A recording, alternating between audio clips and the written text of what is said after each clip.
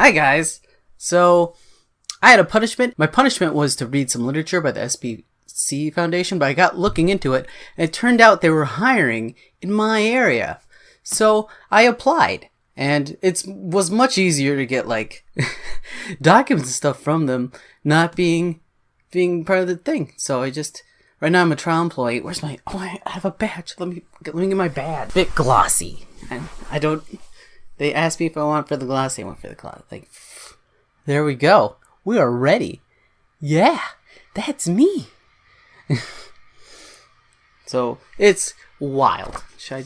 So, the interview was a little intense, but not more intense than my old interviews. My manager in my old store, when he would interview people, he would try to get them to say no and try to scare them away. And if they were still sitting in the chair at the end of the interview, he hired them. It was silly. So I'm used to the scare tactic management style that apparently my supervisor SPC uses. SCP? I wonder if they're sticklers about getting the name right. They said this isn't going to be some kind of nice job where you'll be feeling rainbows and good times. You might get hurt, and some days you'll end up crying. And I was like, that's exactly what they told me at Staples. Also, these guys pay a living wage, so that's pretty nice. Like, I look forward to living like a normal human being now. But as per my punishment, I'm going to read some stuff I printed off from the SPC Foundation. SCP, man. Now this is a report style, so they write in very specific form. SCP-3064, Object Class Euclid. No, Euclid's like a defunct geometry guy, right? Like the 5 laws of Euclid. The number 5 was disproven because matter moves in 3 space. Anyway, it's called Euclid. Special Containment Procedures. Due to its non-physical nature, SCP-3064 cannot fully be contained at this time. Research Task Force 3064-MU are to monitor social media, news sites, radio, television, and local newspapers for reports alluding physical or digital instances of SCP-3064 at all times. All physical instances of SCP-3064 retrieved by Foundation personnel to be cataloged and stored in designated secure object locker across Site 15, 19, and 301. Hey, 19's my site.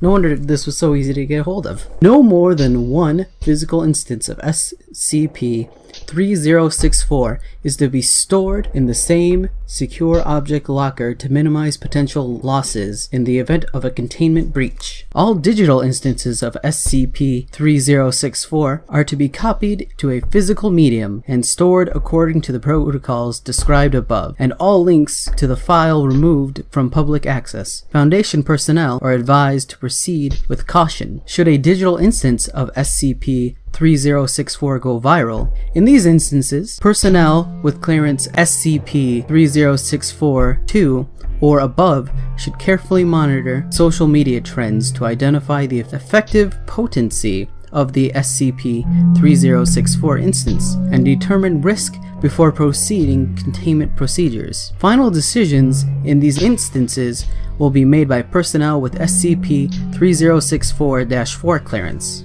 Original instances of SCP-3064 are not to be removed from secure object lockers without approval per personnel with 3064-3 clearance. For testing and experimentation purposes, a copy must be made of approximately the same materials. Site 15 and Site 301 maintain caches of blank vinyls, CDs, DVDs, and MP3s players for this purpose. Copies of SCP-3064 instance are to be sealed individually using Class G hazardous materials, polythene bags, and sent to incineration.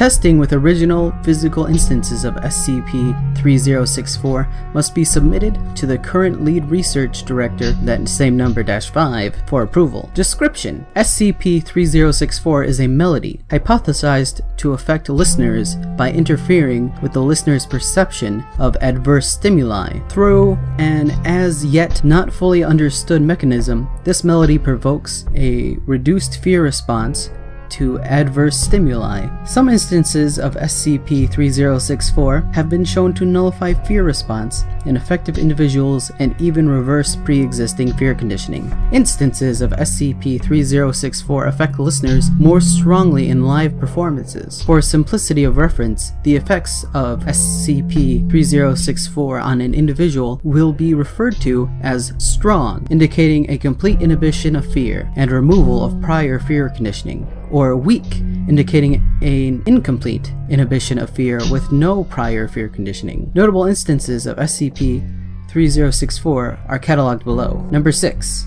Hymn of Courage. SCP-3064 6-1, 6-2, and 6-3, and 6-4 are clay fragments bearing cuneiform script, excavated in 1952 from the Amorite Canaanite city of Ugarit, present-day Ras Shamra, in North Syria. It originally formed part of the Hurrian Songs collection from reported literature in 1955 as fragments H18, H19, H31, and 32. All details of these fragments have been removed from public available scientific literature. The translated text and musical notation of SCP-3064-6 was first published in 1992 by M. Shalini and drew the Foundation's attention in 1994 when Ray Richards published a performed recital of a corrected translation, resulting in Incidents 3064-4. All known recordings of this arrangement of 3064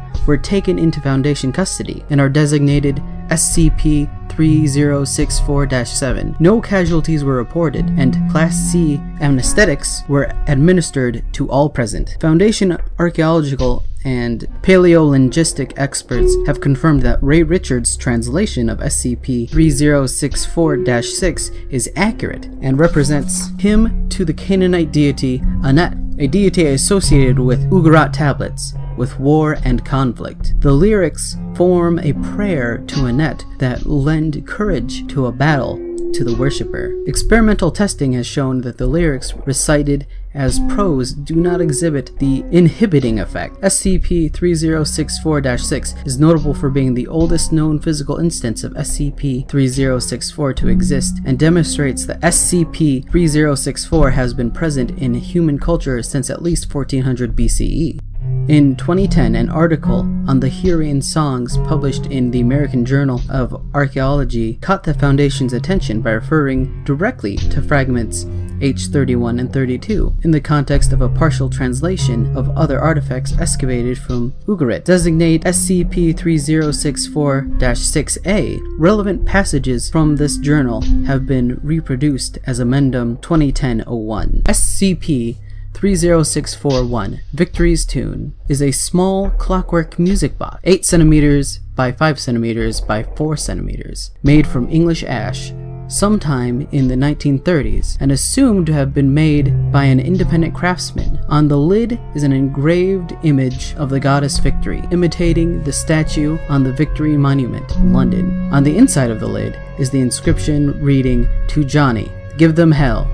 B." It is wound by a small brass key, and once wound will continue to play the first movement of SCP-3064 until wound down. The material of the music box do not display any anomalous properties, and in the box has been disassembled and reassembled successfully without diminishing the effects of SCP-3064. According to eyewitness accounts, the music box was recovered in 1942 from the wreckage of a RAF fighter plane piloted by John Turner, to be Johnny referred to on the box's inscription, who was shot down near Hamburg on April 8, 1942 and did not eject his plane. The box passed through the hands of several owners before being abandoned in Berlin and looted by an American soldier, Thomas Richards, who came to the attention of the Foundation. Richards sustained several injuries in the brawl and was arrested on charges of aggravated assault. Police reports record that Mr. Richards was alternatively humming and singing a curious tune to himself while his communal holding cell, and soon after a fight had broken up in which Mr. Richards was killed. Having fought like a madman and displaying no fear, an investigative agent was sent to Boston, and Mr. Richards' widow corroborated the police report, stating he possessed a music box that played the same melody. Foundation research has turned up 3 individuals who could be the B referred to in the box's inscription, but none have known links to other instances of SCP-3064. SCP-3064 was redesignated SPC-30641 after the recovery of SPC-30642 in 1954, and testing proved that it was the melody, not the physical instance, that produced the anomalous effects on the listener. SCP-3064-21, SCP-3064-23, Sugar Sugar Sweet Fear. SCP-3064-23 is a single produced by the Danish band Funkalinkum. The single, Sugar Sugar Sweet Fear, was released in 2002, but failed to be popular with audience. Foundation observation following the protocols described above tentatively designated the track SCP-3064-23 due to its similarities in melody to known instances of SCP-3064, albeit significantly altered to include a chorus line and to fit the dance pop genre. No preventative action was taken by the Foundation at this time. An agent was dispatched to investigate the band, recovering an instance of SCP-30647. In 2004, Foundation began tracking increasing reference to the song on the internet, originating in a Japanese video pairing the song with chibi depictions of the Grim Reaper. Animation designated SCP-3064-23A. A small spike in suicides was noted in the latter half of 2004. Oh, that's sad. As the trend peaked in popularity, incidents of 3064-14 and 3064-15. After review, clearance was granted to begin blanket operation of suppression online mentions and availability of the video.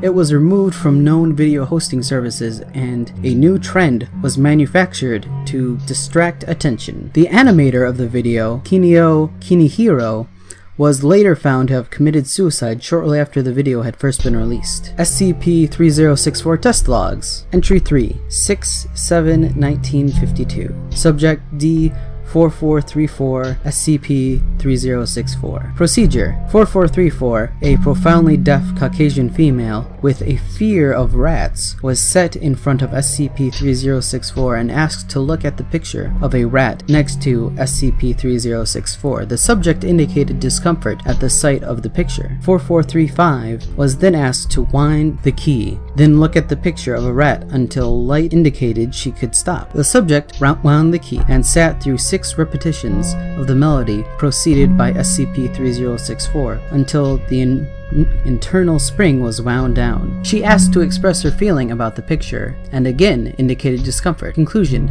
no response to SCP-3064 observed. Analysis: unable to hear the melody produced by 3064, 4435's established fear of rats is not diminished by its effect. This indicates that the melody and not SPC-3064 that causes the anomalous effect. Recommendation: 3064 to be redesignated SCP-30641. Test log. Entry 8. 1 cat, 1 dog, SCP-3064-1. The dog was caged to one side of the room, and the cat introduced to the room. The cat displayed an expected fear response. A research assistant wound the key of 30641 and let the melody play for 2 minutes. After 20 seconds, the cat began to relax, and by the end of 2 minutes was sitting on the floor of the room, ignoring the dog, which continued to make an aggressive display. Conclusion: strong response to SCP-3064 observed. Analysis: a cat was chosen from this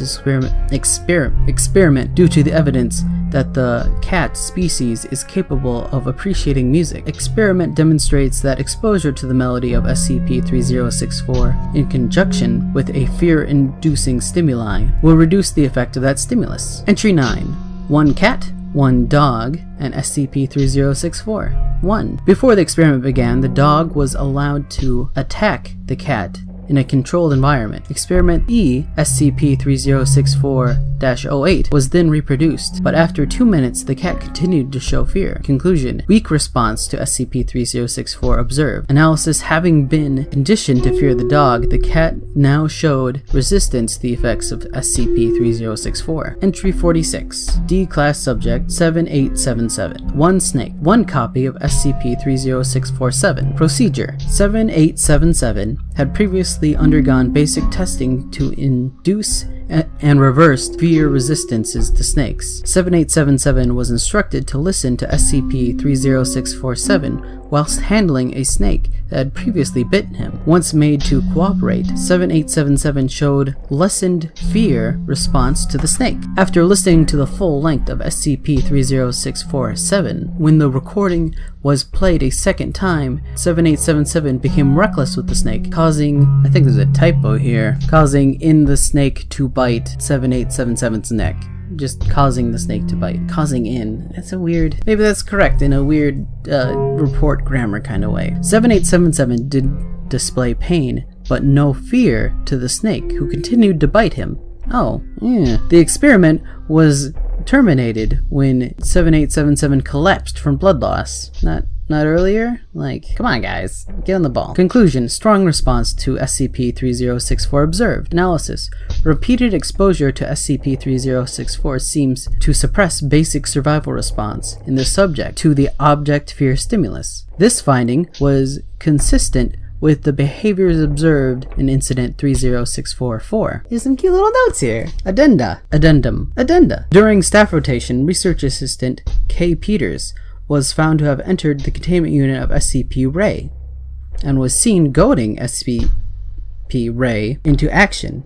Security were unable to retrieve K. Peters without exposing themselves to great personal risk, and K. Peters was killed by SCP-Ray. On experimentation of other belongings, an unauthorized magnetic tape recording of SCP-3064-1 was found. Cross-examination of past psychological profiles showed that K. Peters had expressed particular fear of SCP-Ray. Recommendation: tighter control measures to be implemented on the creation of copies of SCP-3064 instances. Psychological screening measures improved to prevent staff with exploitable phobias coming into contact with SCP-3064. Addendum 2004-03, Incidents 306-4, and 15. When the Japanese authorities recovered the bodies of Ray individuals from the Richards Forest, Raymond Procedure, and Ray City and Richards Prefecture, all the bodies were found clutching copies of the same suicide note. The note contained the lyrics of the song Sugar Sugar Sweet Fear and a sketched drawing of a stylized Grim Reaper,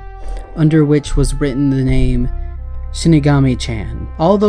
Is this racist? I don't All those identified were found to have been suffering from depression or anxiety, and the local police ruled that 2 groups had been part of a death cult. This was fortunate for the Foundation, as local authorities began lobbying for the banning of Sugar Sugar Sweet Fear from the broadcast. Addendum 2006-1, Partial Transmission of SCP-3064-6A. Here follows relevant excerpts from Urgot Ritual Texts, J. Adamson and Ray Richards. Urgot Ritual Texts, American Journal of Archaeology, Ray Richards, 2010. Although indications are poorly attested to Urgot, some isolated instances have been found, most notably fragments H7, H9, 10, H14, and H31 and 32. The famed Purian songs excavated by Ray Richards in 1955. Their language, structure, and character are notoriously elusive of attempted translation, even by the most renowned of scholars. in this area, but recent breakthroughs have enabled me to produce a translation